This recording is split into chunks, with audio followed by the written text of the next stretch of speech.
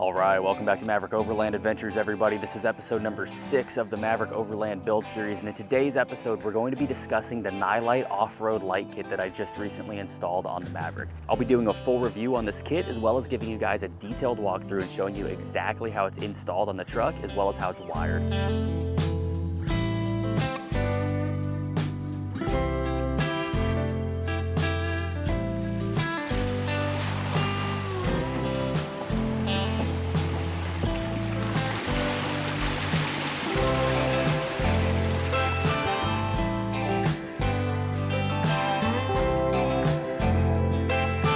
When it comes to budget-friendly solutions for off-road vehicle lighting, Nilight is one of the leading choices, and they have been for many years, but the reasons why extend far beyond their extremely affordable pricing. For one, these kits are extremely durable, much more durable than you would probably imagine from a kit that costs as low as these ones do. But if the ultra-low cost and the durability weren't enough for you, the thing that I really love about these Nilight kits is that they are completely plug and play and made extremely simple. So simple, in fact, that anybody with zero experience in any kind of electrical work whatsoever can easily install one of these kits on a vehicle in just a short amount of time without having to do anything more than crimp a connector onto the end of a wire. Additionally, Nilight offers a wide variety of different options to suit your specific application. Everything from single to multi-light bar setups. You can also buy these as the complete plug and play kit, or you can purchase just the lights or individual wiring components individually. If you do choose to go with one of their many plug and play kit options, it's going to include everything that you need to get it mounted on your vehicle, get it wired up, and get it working. Furthermore, the wiring harnesses that are included in those plug and play kits are already going to be customized specifically to match up to the kit that you order. So if you buy a kit that has 2 light bars,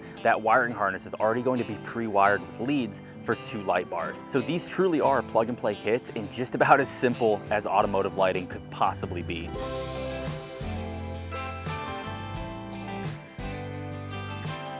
So the kit that I chose to go with that fits my particular situation is a kit that includes a single light bar that I've mounted up here on the front bumper of the Maverick, and it also includes those 2 light pods that I have up on top of the rack. They're acting as my ditch lights. But anyway, let's go ahead and get to what you guys most likely clicked on this video for in the first place, and that is the detailed walkthrough of exactly how this kit is installed on the Maverick. So these kits are very simple in how they're pre-wired from the factory. So you're gonna have this relay, which is where all of your wires are coming out of, and this is kind of like the main hub or the brains of the system. You'll notice on that relay too, you have a bracket pre-installed on there with a hole in it, and that's going to be your mounting point for that relay. Coming out of that relay, you're going to have several cables. The first one is going to be the leads that go to the battery and provide power to the system. The next one is going to go to the toggle switch, which we're going to feed through the firewall, and that'll be inside the cab to turn the system on and off. And then finally, you'll have the cables that exit the relay and go out to the lights and actually provide power to those lights. And depending on which kit you get and how many lights are included in that kit, you might have one of these leads, you might have 2 or 3 of them. Your kit's also, of course, going to include the lights with whichever setup you choose to go with, and it's going to include the brackets and all the mounting hardware needed to mount those lights up to your rig. And you're also going to have a small bag in there that'll have some extra fuses and different connectors. And these kits will also come with almost all of the connectors already installed on the cables, including the connectors that will attach to the battery post and the connectors on all of the cables that come out of the relay. The only connectors that don't come pre-installed are the ones on the cables that actually come out of the light pods themselves, but you do get the connectors loose in the kit, and crimping those on to the ends of the cables is very, very simple and requires minimal effort or knowledge of any kind of electrical work to be able to do. All right, so the first thing that you need to do here is find where your relay is going to be mounted. No matter what vehicle you're doing this on, you're going to need to make sure that you're mounting this relatively close to the battery, and you're going to need a bolt. So like a bolt like this, for example, like just anywhere that you can mount that relay is going to work just fine as long as it's within reach of the battery. So on the EcoBoost Maverick here, at least, I decided to go ahead and mount it up underneath the edge of the fender just so it's tucked in there and there's not a bunch of wires everywhere. It still looks pretty nice and clean in the engine bay. There's all these holes that are just open from the factory. So those are potential mount points. I chose to use one that actually already had a bolt. This is from the factory holding the fender onto this little bracket underneath. So all I had to do was took the nut off the bottom of that bolt, put the relay on, and then put the nut back on. And then I just took some zip ties and zip tied the end of the wiring harness up to one of these other like open accessory holes just to keep it nice and tucked up in there and looking good. Now this is going to be a good point to mention here too. With the connecting the battery leads to the post on the battery, that's the very last step that I did. That way I just don't have any power running through these cables as I'm down here like doing the connectors or anything like that, just for safety purposes. So if we open this up, I will show you guys. I've got the toggle control switch mounted right here on the side of the steering wheel console, so we can turn that on. You'll see it lights up when it has power to it, and that is what's going to toggle on and off those 2 pods that I have up top and the light bar on the front all at once. You can see that there's a big open gap where the adjustment lever already is, so it's a nice easy access spot where I can get my hands up in there. There's also no wiring or airbags or anything else from the factory already in here, so it's just an open area that you can drill through to mount this and not have to worry about hitting any wires or anything. This whole area is open and you can reach your hand up inside there. So by putting this right here, I was able to feed the cable down, and then I was able to just reach up inside there, grab the cable, and then pull it down here into the floorboard and have easy access to work with it. Once I figured out where I wanted it to be, I took a 1/2-inch paddle drill bit and just drilled a hole right through here. So drill your hole where you want that to go, and then Nilight makes this super easy by adding this little connector onto that cable that goes to that toggle switch. So this little male-female connector here, you can unclip that. Came in here once I had my hole and just pushed the end of that connector right through that hole, pulled it all the way through, and then you can just click this toggle switch right into the hole behind it. Now the next thing is you need to figure out where you're gonna run that cable through your firewall. So on the Maverick, this is actually made very, very simple. Right above my finger, there's that black oval, and that is a rubber patch, or a rubber plug rather, that you can pops out from the inside, and that's going to be direct access through the firewall into the engine bay where we're going to run this cable to the battery. So what you can do is just reach up in there, grab the edge of it, and that will pop right off. And what I did for this too is I took an X-Acto knife and I just notched. By doing that little notch right there, that allowed me to pop this plug back in even with the cable running through it. Get yourself a set of these if possible. This is a fiberglass wire running kit. A lot of electricians also call these like glow rods, glow sticks, extremely flexible fiberglass rods. So you can take a couple of these, attach them together to where you've got like 3-4 feet of it, and then you're gonna take electrical tape and you're just gonna tape the end of that wire to the end of this, and you can then use this to push that wire through the hole, and you're going to want to push it all the way up into the engine bay. And where this is going to come out is this little gap right here between your battery and this plastic piece, and feed it right through this gap right here until you can come around the engine bay, grab a hold of it, and pull your wire all the way through into the engine bay. You can also use just like a wooden dowel. That'll work pretty much exactly the same. Once you have the cable for that toggle switch pushed through, that's going to have the female end of the connector on it, so you can then just take the male end, which runs to the wiring harness, and you're just going to connect those until they click, and then once you notch your plug, you can just stick this back up in that hole. So getting into actually mounting the lights to the truck and getting them wired up, I guess we'll start with the light bar. So for mounting this, I did choose to not use the factory hardware that they included with the kit. I instead opted to just use self-tapping screws and screw it directly into the plastic. The reason that I chose to go that route is because you really can't reach too far underneath this bumper, at least not effectively enough to hold a nut under there to tighten a bolt down. Those also produce smaller holes than putting the, I think it's like a 1/4-inch bolt through there. And again, I mean, it's pretty sturdy. It's holding it in there pretty well. So once I got those brackets on, I then used the factory hardware and mounted the light bar to the brackets themselves. And then you're gonna have the wire that sticks out of the light bar. This wire is only gonna be about this long, and it's gonna have bare ends on it. So in terms of like electrical work with this kit, the only thing that you need to know how to do is crimp those connectors onto the end of the wire. The way that I decided to do this is I took the wire from the wiring harness and I actually routed it down through this hole that's cut out in the plastic for the hood release. So if you look down inside there, like right at the end of my finger there, you can barely see it, but there's a little crack of light. That is like the only opening through all of this plastic up here that I found. If you reach your hand up here underneath the badge, you can take your fingers and actually separate that just enough to where you can take one of those glow rods with the end of the wire taped to it, and you can push it down through this gap right here and get it down into the grill, and then you can reach inside the grill and actually pull that cable through to where you have it out here and you can work with it. So if any of you guys have a better way to do that, or like a different place to route the cable that doesn't require taking the whole front end off, definitely let me know. The only thing that I was worried about with this, of course, was the cable getting getting stuck like in the hood release and like jamming it up to where the hood won't open. So what I ended up doing is once I had the wire pulled through, I crimped on the connectors onto the end of this cable. I made the connection, gave it a nice tight wrap of electrical tape. I was then able to come up here, pull all that slack back out to where that was nice and tight. I just wrapped it around this little post here, put a zip tie on there. That way it holds it nice and tight out of the way, and there's no way that this can like float over into the latch there. I just ran the cable from the light bar right through the bottommost cutout of the grill. And then the grills on these Mavericks have this like cheesy little plastic piece in the middle underneath the badge. I was able to just take that wire and tuck it in behind that, so it's kind of hidden in there and out of the way. So I just took all that extra cable, bundled it up, and then I zip tied it up here underneath the fender just so it's out of the way and still looks pretty nice. Now coming up top to those two 4-inch light pods, getting those mounted was very simple since I have this unistrut rack that I built. So these ones I mounted as far out to the edge as I could so I could angle them and use them as ditch lights. And those ones I did use all the factory hardware, including the mounting bolts, the brackets, and the bolts that mount the light bar to the brackets. So the way that I routed the cable up to those lights on the roof rack is you've got the cable that comes out of the wiring harness here. And on these Mavericks, it's actually quite simple. If you look in here next to the driver's side windshield wiper, there's this little flap down here at the bottom of this like kind of rain gutter that you can actually pull open, and there's a hole down there below it that I was able to run that cable through and pull it all the way through, and you can close that flap back over it.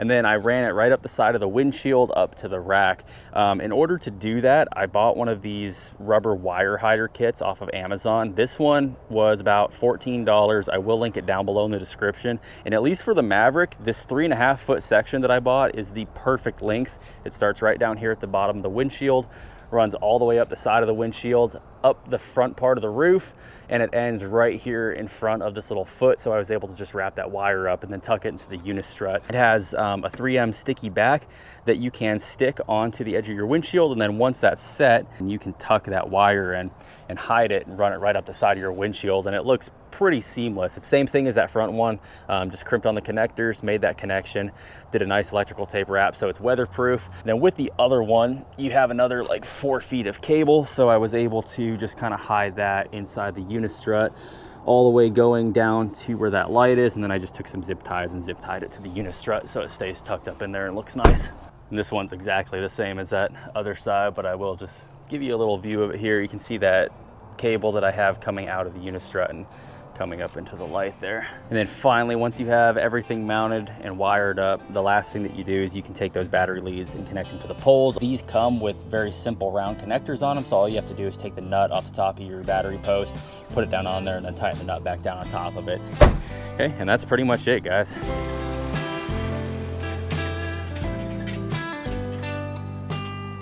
All right, guys, so we got the light kit installed on the truck, and I'm gonna go ahead and turn them on here so we can see them for the first time on camera. And they are quite bright. I've been real impressed with these so far. I've had them on the truck for about a month now, and I've had a chance to turn them on in some more like rural, just kind of like normal paved roads, but I haven't had a chance to run these things down a trail yet, and that's what I'm looking forward to. But you guys can see how bright these actually are. I do have the truck's headlights turned off right now, so all this light out in front of the truck right now is from those two 4-inch light pods and that 12-inch light bar there. So we're gonna get into the review portion of this video. Obviously the most important part is gonna be to see how well these lights actually work and how bright they are. So tonight I have brought us to this little trail that's over here behind me. You guys can't see it right now at all. And this is nothing technical by any means. And I've been down it a few times before. It's got quite a few hills. It's got some holes we're gonna have to avoid. And it also has a ton of bushes and branches and grass real tight down the edges of the trail. So let's go ahead and hop in the truck. We're gonna start running down this thing and see how these lights work. This should be pretty awesome, guys. I am excited. This is just the normal truck's headlights that I have on right now, and I'm doing that just so we can kind of gauge like headlights versus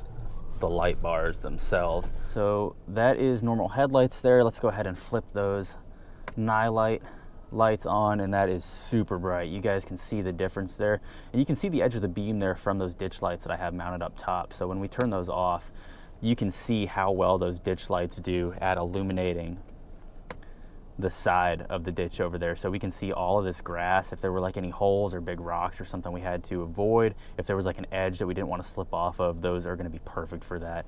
And then that light bar that I have aiming off the front there, that illuminates that trail super, super bright. So let's start running down this thing. I'll give you guys a little view from inside the cab here too. We're going through this little sand pit, nothing too crazy.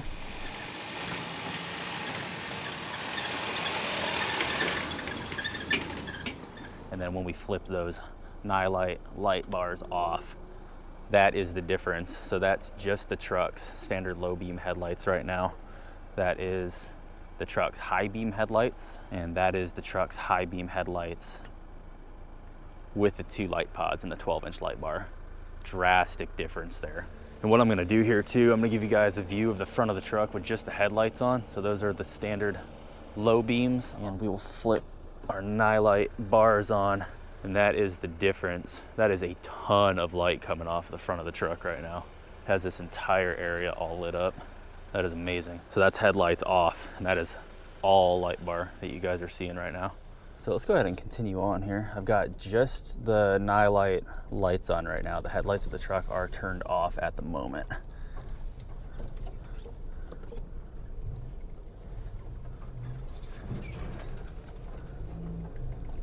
Couple nice tight little corners there. Yeah, these are super helpful. Nice little dip right here. Yeah, these things are super helpful for seeing all of these trees and bushes and everything.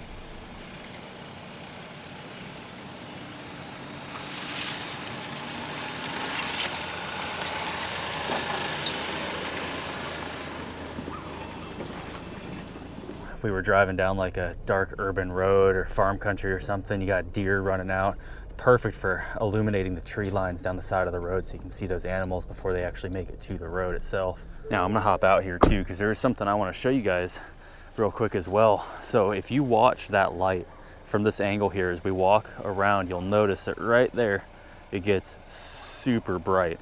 And that is in the design of these lights, that conical shape that projects that cone of light out in front of the vehicle.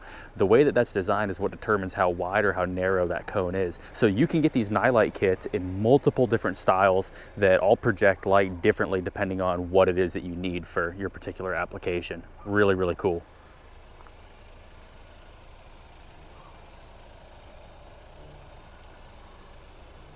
Now, something else that I really like here is having that light bar up on the front bumper that puts off a ton of light straight out in front of the vehicle is really helpful for picking your lines. When you're coming into stuff like this, we've got this dirt pit out in front of us. This is all super loose dirt, and this is something that you could potentially get yourself stuck in if you slip into a rut or a hole or something like that. So when you're picking your line going through this stuff at night, it's really useful being able to put all this light off. So we're gonna run through this dirt pit. I'm gonna hug a little bit high up on the hill here where it looks like it's a little bit better.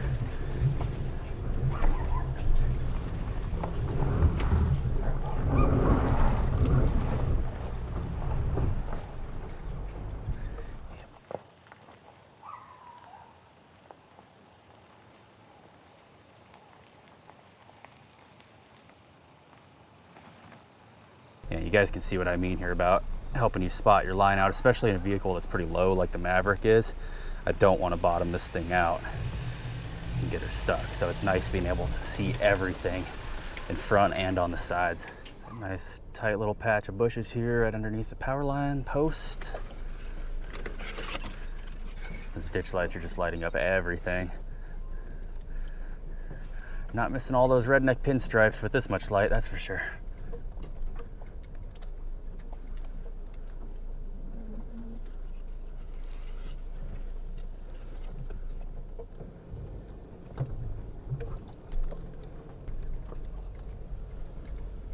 Tight little sandy corner here. Now that's the other really nice purpose for those ditch lights angling out to the sides like that. If you guys noticed that when we came around that tight little sandy corner there, when we were making that turn, as we came around the trees, those ditch lights being angled out to the side like that illuminated about 45 degrees angle out from the front of the truck where we're about to be going. So if there was a deer standing behind that corner, or there was a log or like a hole or something like that, those ditch lights being angled the way that they are would illuminate that obstacle as you're coming around the corner before you actually get to it. Whereas like with just the normal headlights here, you don't have nearly as wide of an angle off to the side of the vehicle as you do with those ditch lights. So it's just a nice early warning protection system if you're coming around tight corners and there's something there that you don't want to mess with. So in terms of my review for this light kit, let's just start with the pricing. I've mentioned this several times throughout the video, but the pricing is phenomenal for these light kits. Very, very low budget. So if you're someone that needs to get some lights on something and you don't have a lot of money to do it, these kits are going to be awesome. This one here you can get on Amazon or Nilight's website for under $40 right now. It is on sale. Very, very reasonable for a 12-inch light bar, 2 pods, and the entire wiring harness with it. Now, making the segue into the next point that I want to touch on, which is going to be durability. The durability of these kits is insane when you take into consideration how low they actually cost, and that is a combination that is very, very hard to find these days. A lot of those ultra low budget light kits that you're going to find out there right now are just going to be poor quality. The lights themselves are going to suck, the brackets are going to suck, but in my opinion, the most important thing is the wiring, and the wiring harnesses are going to suck, and that's something that can actually be dangerous. You can have short circuits, sparks, and probably the worst case scenario is you could set your vehicle on fire. So having these Nilight kits be as rugged and well built as they are while still costing as low as they do is kind of insane when you actually think about it. But where I think these kits really shine is when it comes to ease of installation. You guys saw how simple it was. Nilight makes it pretty much foolproof, and anybody that has zero experience with any kind of electrical work or automotive lighting can easily rig one of these kits up on pretty much anything. And aside from being simple, the plug and play setup on these kits also makes them extremely versatile. If you ever want to add something like more lights or a different switch, it's as simple as just plugging it in. Now, final point that I want to make here before we wrap things up for the night, I'm going to go ahead and turn these lights back on because I want to talk about how well they actually work. And they work very, very well, especially when you take into consideration everything else we've talked about: durability, price, ease of installation. For how well these lights work, I think that it's going to be extremely hard to find a kit across the board that does better than these Nilight kits do. I'm very, very impressed with these. Obviously, these lights are very, very bright. We just demonstrated that going down the trail, but it goes even further than that. And with how these brackets are designed and the level of adjustment that you're able to make to these, the different ways that you're able to mount them, these are extremely versatile and allow you to modify. These kits are extremely versatile and allow you to set them up on pretty much anything that you could possibly think of. So I hope you guys enjoyed the video. If you did, let me know down below in the comments. If you have any questions, you can ask me down there as well. I'll do my best to answer as many as I can. Down below in the description, I will have this kit as well as everything else we used in this video linked. If you guys haven't watched the rest of the Overland Build series, go check those out over on my channel. And if you're not already subscribed, make sure you do so. That way you don't miss out on future content. We do everything on this channel that involves the Ford Maverick, from videos like this to actually taking the truck out, adventuring, going on camping trips, overlanding, road trips, all that fun stuff. So thank you guys so much. I appreciate each and every one of you, and I look forward to seeing you on the next one.